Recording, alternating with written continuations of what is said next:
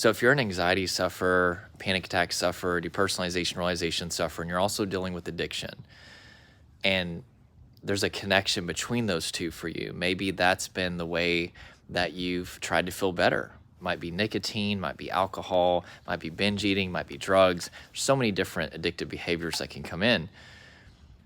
It's very, very important that you don't attach shame to those addictive behaviors, because you're already stressed out enough. And in this case, that's a main reason why you're looking to these addictive behaviors. And if we attach shame to that addiction, you're just adding another layer of stress that is just going to perpetuate the addiction cycle.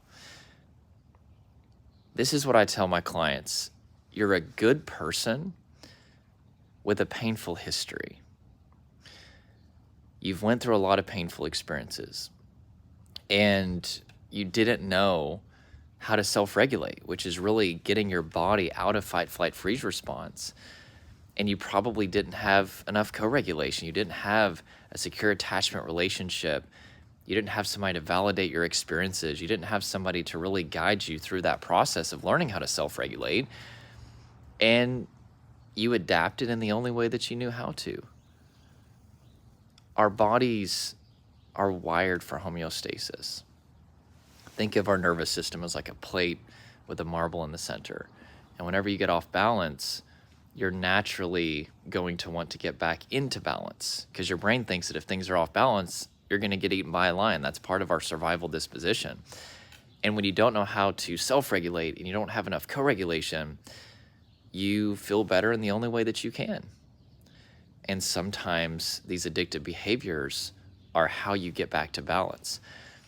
And once you frame it as I'm a good person who's just trying to feel better, all of a sudden shame can start to melt away. You're going to have to renew your mind to this over time. It's not going to happen overnight, especially if you've got a lot of self-hatred and beating yourself up and things like that.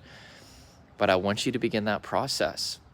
I'm a good person who didn't ask for these symptoms, and I haven't known how to deal with them, and I've dealt with them the best way that I could.